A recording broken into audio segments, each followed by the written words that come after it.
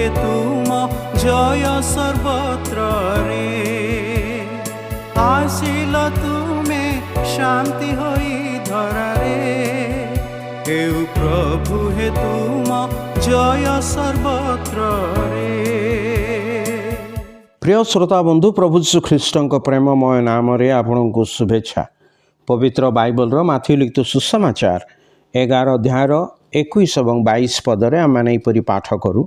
ହାୟ ଦଣ୍ଡର ପାତ୍ର କୋରାଜିନ୍, ହାୟ ଦଣ୍ଡର ପାତ୍ର ବେଥସାଇଦା, କାରଣ ତୁମମାନଙ୍କ ମଧ୍ୟରେ ଯେଉଁ ଯେଉଁ ଶକ୍ତିର କାର୍ଯ୍ୟ କରାଯାଇଅଛି ସେହି ସବୁ ଯେବେ ସୋର ଓ ସିଦୋନରେ କରାଯାଇଥାନ୍ତା, ତେବେ ସେମାନେ ଅନେକ କାଳ ପୂର୍ବରୁ ଅଖା ପିନ୍ଧି ପାଉଁଶରେ ବସି ମନ ପରିବର୍ତ୍ତନ କରିଥାନ୍ତେ।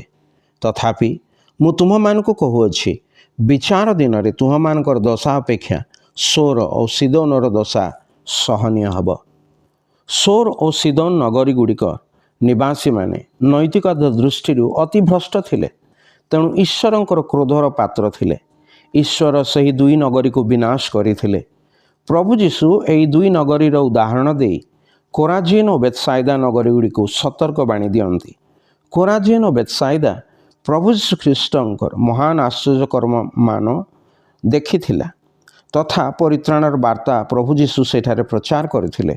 ମାତ୍ର ସେହି ଦୁଇ ନଗରୀର ଲୋକମାନେ ପ୍ରଭୁ ଯୀଶୁ ଖ୍ରୀଷ୍ଟଙ୍କୁ ଗ୍ରହଣ କରିନଥିଲେ।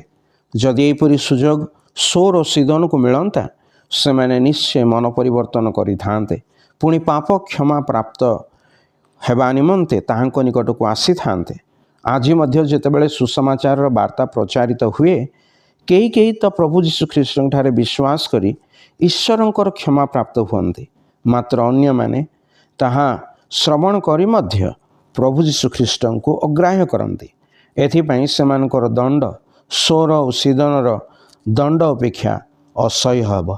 ଆପଣ ଯେପରି ପ୍ରଭୁ ଯୀଶୁ ଖ୍ରୀଷ୍ଟଙ୍କଠାରେ ବିଶ୍ୱାସ ଦ୍ୱାରା ଈଶ୍ୱରଙ୍କର ଦଣ୍ଡରୁ ରକ୍ଷା ପ୍ରାପ୍ତ ହେବେ ଓ କ୍ଷମା ପ୍ରାପ୍ତ ହେବେ, ଏଥିପାଇଁ ଆପଣଙ୍କ ନିମନ୍ତେ ଈଶ୍ୱରଙ୍କ ନିକଟରେ ଆମର ଏହି ପ୍ରାର୍ଥନା।